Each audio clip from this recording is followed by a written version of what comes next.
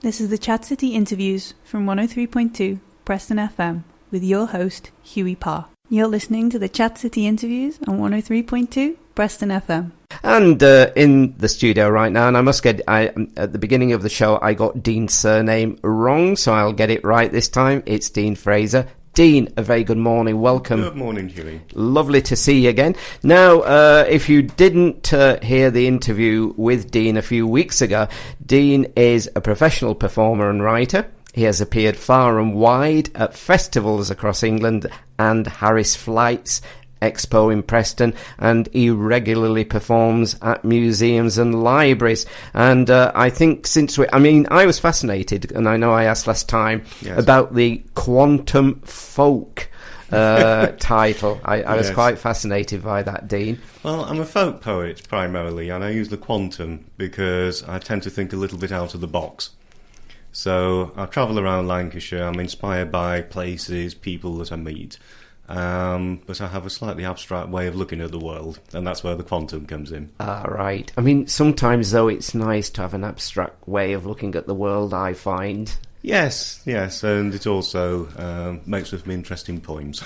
Yes, I would imagine that, Dean. And since we've last met, you performed, I think, at St Anne's Library. St Anne's Library a couple of weeks ago, yes. It was a packed occasion, lots of things going on, lots of people around. Nearly lost my voice during the course of the performance. I know that feeling. However, it went really, really well, and lovely people over in St Anne's. Always nice to go there. Yeah, and but it must also be nice when you see so many people there. It is. It's always nice to get a big crowd. And I suppose it's also people who may be experiencing your kind of poetry for the first time, or indeed poetry for the first time in general. This is true. A lot of people's vision of poetry is perhaps what they learned at school. Yes.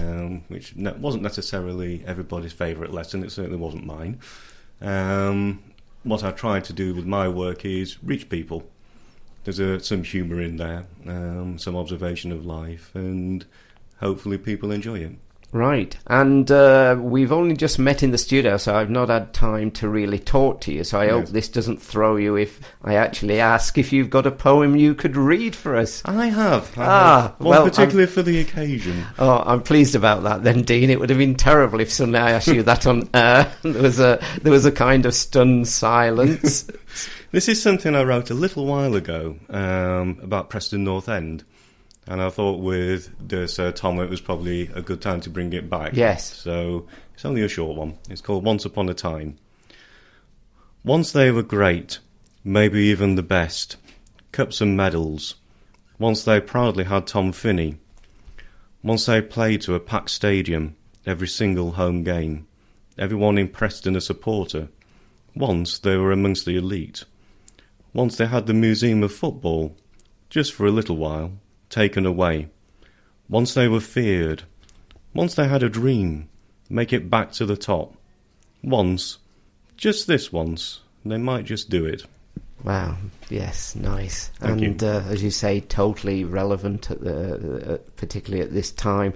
And you often do write poems for particular locations, don't you? Yes, I do. Or events. Yes, I do. Rent a poet, I call myself. So, yes, I can do that. I'm sure not many people could really do that very well, though, Dean. I know I couldn't. There's no way could I. How difficult is it to do that? I find it very easy. Probably because I've done it quite a lot. And so if there is a specific event going on, just give me a little notice and I will come up with something for it. I'll be doing something shortly at the Harris for a Museum of Lights at night. And I know I will be doing improvisational poetry at that event. So people will give me a subject and I'll make something up on the spot about it.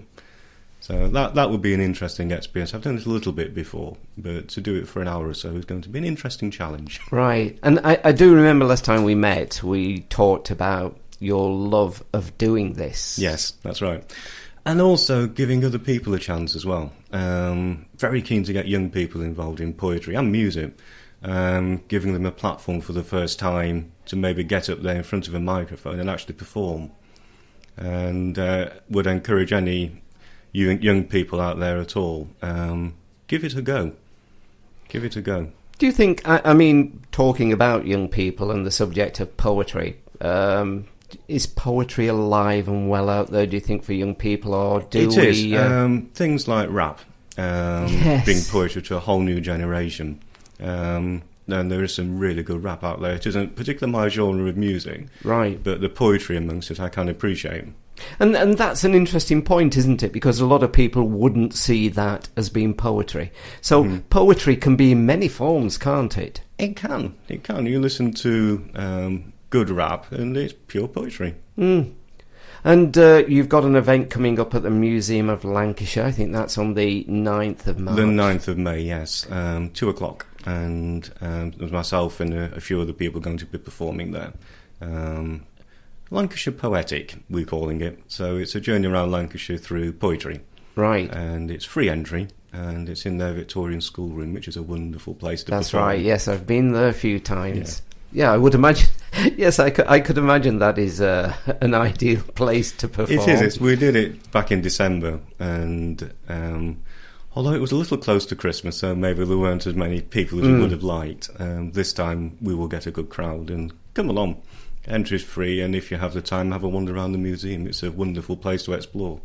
So, you prepare poems, as we say, you can tailor them to individual locations, but yes. How often will you write a poem? Back in January, I did a very intensive writing month and wrote 56 new poems. Yes, 56. 56. Not 55 or 57, 56. Right. So, yeah, I tend to have splurges where I will just write for a few weeks. Because it's nice to perform new material, really, rather than the same old things again and again and again. So, if the inspiration takes me, I will write, but it's more these days for specific events that I will put something together. And the 56, were they all topics, different subjects? Were there a theme? Very wild and very wide range of subjects. Again, it's people that I see, places that I've travelled to. There's a lot of history in this because I knew I would be doing a lot of work at museums this year, so I did write a lot of historical poetry.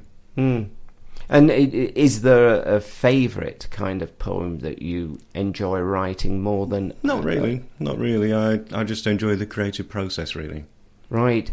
And you, as I said at the beginning, you have performed festivals. Yes. You've done quite a lot across the country.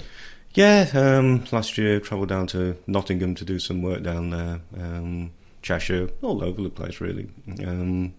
So I have my solo work, and then I have the work that I do my own festivals. For example, there's a 3-day festival I'm performing at Brockholes Nature Reserve. Oh, right. In May, 3rd, 4th and 5th of May, and that's one of my own festivals. And there'll be music, magic, storytelling, children's entertainment. Well, that sounds really interesting. Yeah. So when is that, Dean? That's the 3rd, 4th and 5th of May, the bank holiday. Right, and that's at Brockholes? That's at Brockholes Nature Reserve in May, yes. And again, the content of that will be... Well, we've got local musicians coming along, so there's also the Scarecrow Festival at Brockholes as well, so it's tying in with that. And we've got some poetry, we've got Dominic Berry coming over from Manchester, nationally known poet, who's going to do his children's show. We've got a magician, so really something for everybody. Right. Is that the first time you've done this? No, we did bank holiday in August. We put a 7-hour show on for them then. Again, a mix of all sorts of things. So this has grown out of that, really. Right. And what about I mean, the children who come along to the poetry. Yes. So do you specifically also write for children? Most of my poetry is accessible to pretty much anybody. Right, yes. I'm not into this deep and meaningful stuff. It is accessible to all ages, really. So for children, you've not discovered a certain character that you now write about constantly in poetry for the children? Not really, no. Not really, no. And where can people then find out more about you, Dean, and about, the places that they can come along and see you? My Facebook page, Dean Fraser, Quantum Folk Poet. Type that in on Facebook and you'll find me. Brilliant. All the events are listed on there. And I'm going to do it once again, and I'll see if there's a stunned silence, or he might say yes. Any more poetry for us, Yes, Dean, I can before do you another go? one for you. Would you, please? Yeah. Let me just find a good one. Right, I've got a short one here. Last winter I went to Knott End on Sea. Right. Which is across the bay from Fleetwood, on a winter's day, and it was freezing cold. Yes. And pouring down with icy rain. So there isn't a lot of protection there, so I wrote this. This is actually done in the style of Terry Quinn. Right. A friend of mine. Yes, and we know Terry here, yes. From Artsy. So it's called Knott End in March. Trying to stand upright, and yet the gale-force winds have other ideas. Icy cold rain finding its way through many layers of clothing. Eyes half closed in protection. Look across the water to Fleetwood. Not many people around today, although a container ship unloads its cargo. Wondering what the crossing must have been like from Ireland. Perhaps they are used to it. Walking, no, running along the seafront, aided by the wind in his back. To buy chips. Seems like the thing to do at the seaside. Sitting in the shelter eating. Storm raging all around, thinking. This is a day I feel truly happy to be alive. Oh, lovely. I could just picture the scene, the esplanade there at Knott End where the ferry comes in. It was a wild day. I could just picture the scene as you were reading that. So, Dean, again, just give us the Facebook page, etc., where people can find out more about you. And Dean Fraser, quantum folk poet. So there you are. And the next opportunity, is that the next opportunity, Museum of Lancashire to see 9th you? of May, 2 o'clock. Please come along. Entry's free. More the merrier. Okay. Well, thank you for coming in this morning, and hopefully not long before we have you back on Chat City. Maybe you could do us a nice Chat City poem. Okay. Okay, thanks. I'll work on it. Yeah, thanks, Dean. you. Thank you. Bye-bye. We hope you've enjoyed this interview as much as we have. Why not join our Chat City family and give us a tweet at ChatCityPFM.